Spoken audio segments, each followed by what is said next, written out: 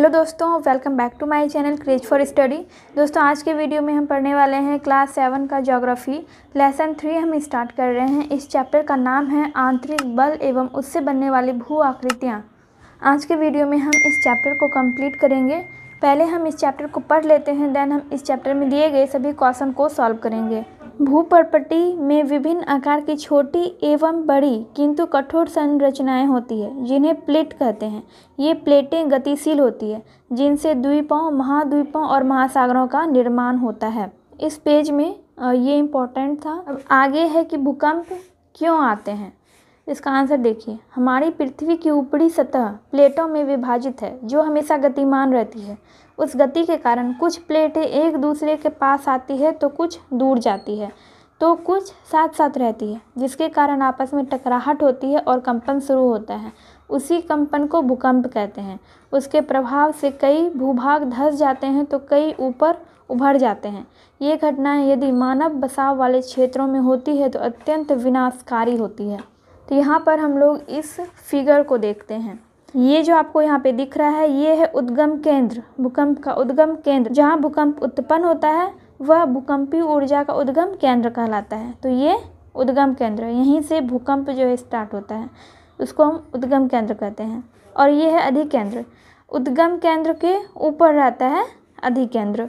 और ये है भूकंपी तरंगें सभी दिशाओं में बाहर की ओर निकलती है। तो यहाँ पर भूकंपी तरंगें जो है सभी दिशाओं में बाहर निकलती है। और ये है प्लेट सीमा। भूकंप की तीव्रता सिस्मोग्राफ से मापते हैं। रिक्टर पैमाना भूकंप की तीव्रता मापने की इकाई है। अब इस फिगर को देखिए। यहाँ पर पहले देखते हैं, ये वाला जो डार्क किया गया है, ये है अत्यधिक जोखिम वाले क्षेत्र, जहाँ पे सबसे ज़्यादा भूकंप आता है। और ये वाला क्षेत्र जो है, ये है अधिक जोखिम वाले क्षेत्र और मध्यम जोखिम वाला क्षेत्र। इसको जोन कहते हैं, ठीक है। जोन 2, जोन 3, जोन 4 और जोन 5। तो भारत में भूकंप क्षेत्र को 4 भागों में बांटा गया है। जोन 2, जोन 3, जोन 4 और जोन 5। जोन 5 में सबसे ज़्यादा भूकंप आने का खतरा होता है। जोन 4 में अधिक जोखिम वाले क्षेत्र और जोन 3 में मध्यम जोखिम वाले क्षेत्र और जोन 2 में कम जोखिम वाले क्षेत्र। तो यहाँ पर आप देख सकते हैं कि कहाँ कहाँ कौन सा जोन है। तो इस फिगर में आप देख सकते हैं कहाँ पर भूकंप आने का ज़्यादा खतरा रहता है और कहाँ पे भूकंप आने का कम खतरा रहता है। तो ये है जोन 2, ये वाला भाग जोन 2 है और ये भी जोन 2 है और ये भी जोन 2 है। फिर बाकी का भाग देखते हैं। ये है जोन 4 और ये वाला ब्लैक वाला जो दिख रहा है जगह जगह पे, ये जोन 5 है और ये वाला जो है ये जोन 3 है। हम भूकंप को रोक तो नहीं सकते, लेकिन इसके प्रति जागरूकता पैदा कर इससे होने वाले नुकसान को कम कर सकते हैं। क्वेश्चन है, क्या भूकंप का प्रभाव सभी जगह एक ही तरह का होता है? नहीं, ऐसा नहीं है। भूपर्पटी के नीचे का वह स्थान जहां कंपन शुरू होता है उद्गम केंद्र कहलाता है। उद्गम केंद्र के भू सतह पर उसके निकटतम स्थान को अधिकेंद्र कहा जाता है। अधिकेंद्र से कंपन बाहर की ओर तरंग के रूप में चलती है, जिसकी तीव्रता दूरी बढ़ने के साथ ही कम होती जाती है। अधिकेंद्र के निकटतम भाग में सर्वाधिक कंपन होता है एवं वहाँ सर्वाधिक क्षति होती है। जैसा कि यहाँ हमने देखा, ये उद्गम केंद्र है और ये वाला जो क्षेत्र दिखाई दे रहा है, यहाँ पे जो दिखाया जा रहा है क्षेत्र, ये है कंपन, मतलब कंपन होता है तो इसी तरह से होता है। अगर भूकंप यहाँ से स्टार्ट हुआ है तो इसकी तरंगे जो है चारों तरफ फैलती है। तो जैसे जैसे दूरी बढ़ता है, जैसे कि यहाँ से भूकंप स्टार्ट हुआ है तो यहाँ पर ज़्यादा कंपन रहता है और जैसे जैसे इसकी दूरी बढ़ती है वैसे ही कंपन भी कम होते जाता है। इसी चीज़ को यहाँ पे बताया गया है। दूसरा क्वेश्चन है, भूकंप आने पर हमें क्या करना चाहिए? सबसे पहले तो हमें घबराना नहीं चाहिए। मजबूत मेज, पलंग या चौकी के नीचे छुप जाना चाहिए। आग वाले सामान, चिमनी, कमज़ोर छत या कमज़ोर दीवार से दूर हट जाएं। खुली जगह या मैदान में जाना चाहिए। बिजली के खंभों, वृक्षों से दूर रहना चाहिए, क्योंकि यह उखड़ कर आप पर गिर सकते हैं। भूकंप से बचाव के लिए भवन निर्माण में भूकंप रोधी तकनीक का इस्तेमाल करना, प्राथमिक चिकित्सा बॉक्स तैयार रखना आदि होता है। तो भूकंप से बचाव के लिए ये सारी चीज़ें की जाती है। अब हम देखते हैं कि बिहार में भूकंप का क्षेत्र कहाँ कहाँ पर है। भूकंप क्षेत्र 3 बक्सर, भोजपुर, रोहतास, कैमूर, औरंगाबाद, जहानाबाद, नवादा, अरवल और गया।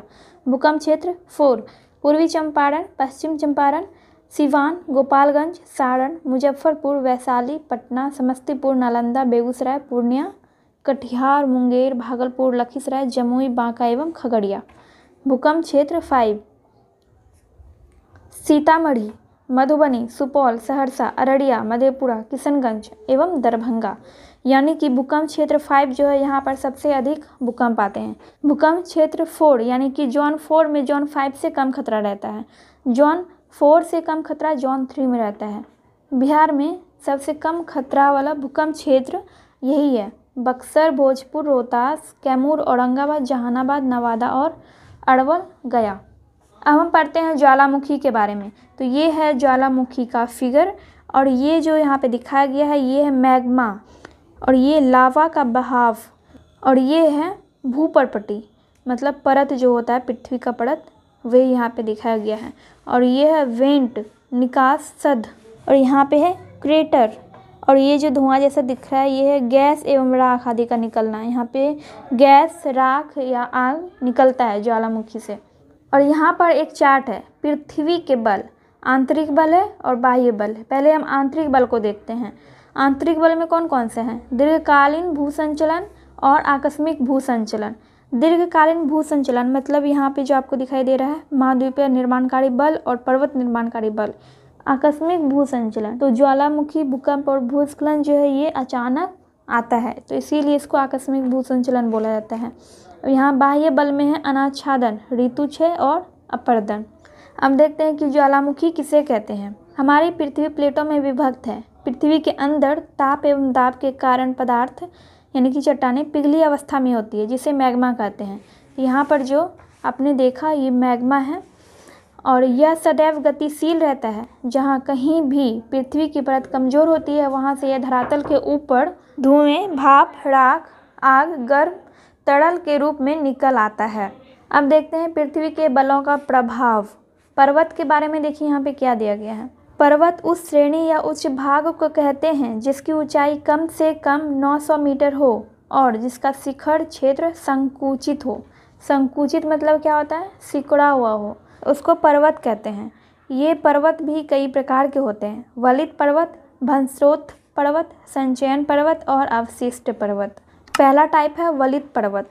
दो विपरीत दिशाओं से जब एक ही केंद्र पर बल लगता है तो उसे संपीड़न बल कहा जाता है। इसे पर्वत निर्माणकारी बल भी कहा जाता है जिसे वलित या मोरदार पर्वत बनते हैं जैसे कि हिमालय, रॉकी आदि। रॉकी पर्वत का नाम है। भंस्रोत पर्वत जब भूतल के किसी क्षेत्र में समानांतर भ्रंश के बाद बीच का भाग ऊपर उठा रह जाता है तो उसे भंस्रोत या ब्लॉक पर्वत कहते हैं जैसे यूरोप का ब्लैक फॉरेस्ट पर्वत और भारत का सतपुड़ा पर्वत। ये एक मोरदार पर्वत का फिगर दिया गया है, समझाया गया है यहाँ पे मोरदार पर्वत को। फिर संचयन पर्वत के बारे में है। ज्वालामुखी द्वारा निकले लावा एवं अन्य पदार्थ ठंडा होकर जम जाते हैं तथा जब ये पर्वत का रूप ले लेते हैं इन्हें संचयन के पर्वत या ज्वालामुखी पर्वत कहा जाता है जैसे कि जापान का फ्यूजियामा, अफ्रीका का किलिमंजारो आदि। यहाँ पर भंस्रोत पर्वत को समझाया गया है। अवशिष्ट पर्वत हैं। अपर्दन की शक्तियों द्वारा पर्वत के भाग कटते छटते रहते हैं। ये अपर्दित भूभाग अवशिष्ट पर्वत कहलाते हैं जैसे कि अरावली का पर्वत, पारसनाथ की पहाड़ी आदि। ये है संचयन पर्वत।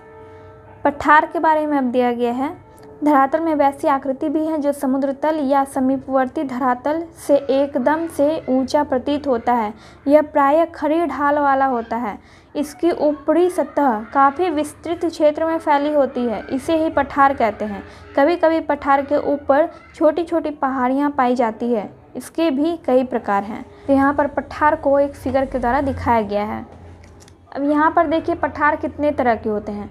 महाद्वीपीय पठार, सील्ड पठार, वायुर निक्षेप पठार, हिम नदीय निक्षेपण पठार, लावा निर्मित पठार, अंतर पर्वतीय पठार, गिरिपथ पठार और छोटा नागपुर का पठार एक प्रसिद्ध पठार है।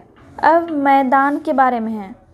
सामान्य ढाल एवं समतल भूमि वाले क्षेत्र मैदान कहलाते हैं। ये समुद्र तल से ऊंचे या नीचे भी हो सकते हैं। ये प्रायः एक ही प्रकार की मिट्टी से बने होते हैं जिनमें थोड़ा बहुत स्थानीय अंतर होता है। ग्लोबल वार्मिंग के चलते समुद्र तल बढ़ रहा है, जिसके कारण कुछ मैदान समुद्र तल के नीचे होते जा रहे हैं। हमने चैप्टर को पढ़ लिया है। चलिए अब हम क्वेश्चन सॉल्व करते हैं। हमारा पहला क्वेश्चन वैकल्पिक प्रश्न है, यानी ऑब्जेक्टिव क्वेश्चन है।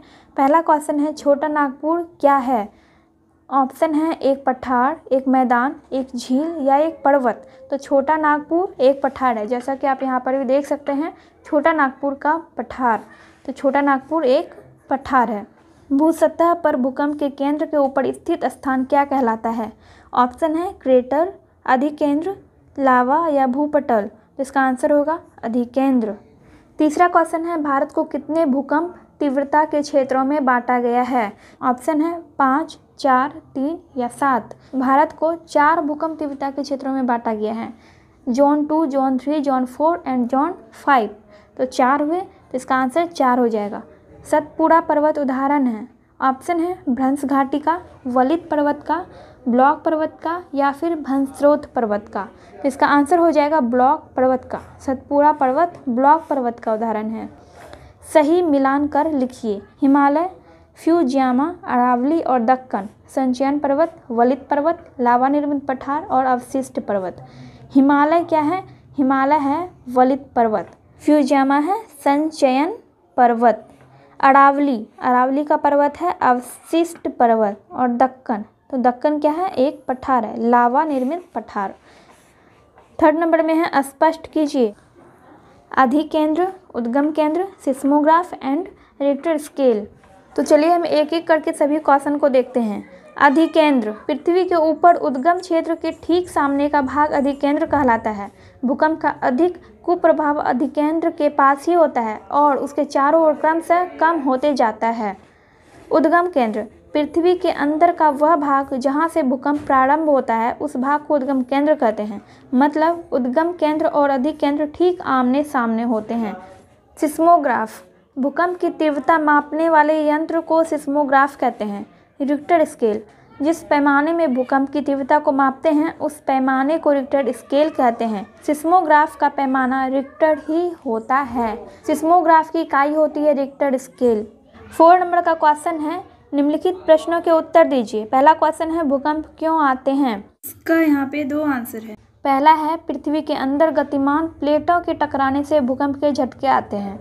दूसरा है, हमारी पृथ्वी की ऊपरी सतह प्लेटों में विभाजित है जो हमेशा गतिमान रहती है। उस गति के कारण कुछ प्लेटें एक दूसरे के पास आती है तो कुछ दूर जाती है तो कुछ साथ साथ रहती है, जिसके कारण आपस में टकराहट होती है और कंपन शुरू होता है। उसी को हम भूकंप कहते हैं। दूसरा क्वेश्चन है कि भूकंप का मानव जीवन पर क्या प्रभाव पड़ता है? भूकंप का मानव जीवन पर बहुत बुरा प्रभाव पड़ता है।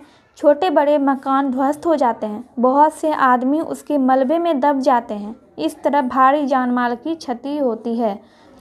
तीसरा क्वेश्चन है, ज्वालामुखी किसे कहते हैं?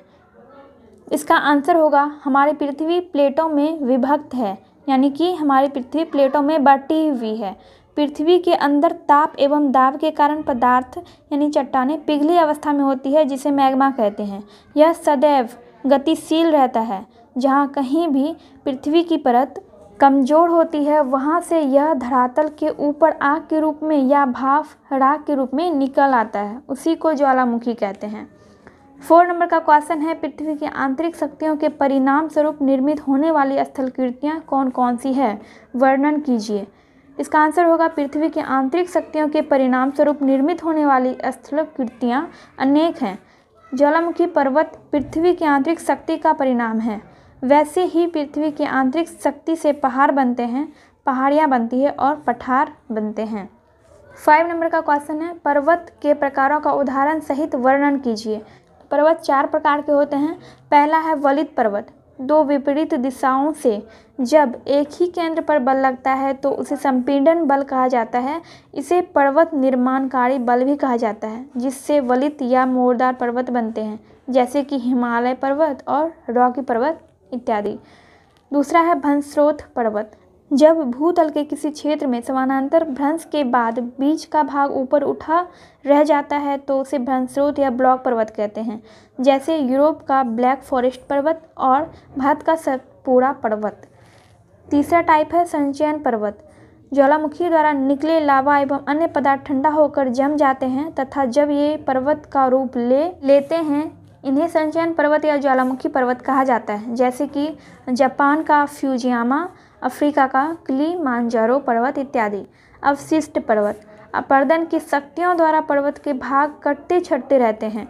ये अपर्दित भूभाग अवशिष्ट पर्वत कहलाते हैं, जैसे कि अरावली का पर्वत, पारसनाथ की पहाड़ी आदि।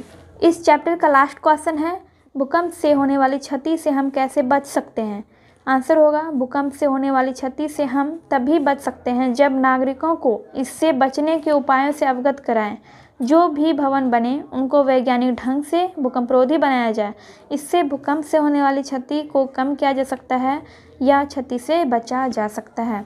सो फ्रेंड्स, हमने सारा क्वेश्चन सॉल्व कर लिया है। तो आज का वीडियो यहाँ पे कंप्लीट होता है एंड हम नेक्स्ट वीडियो में नेक्स्ट चैप्टर पढ़ेंगे।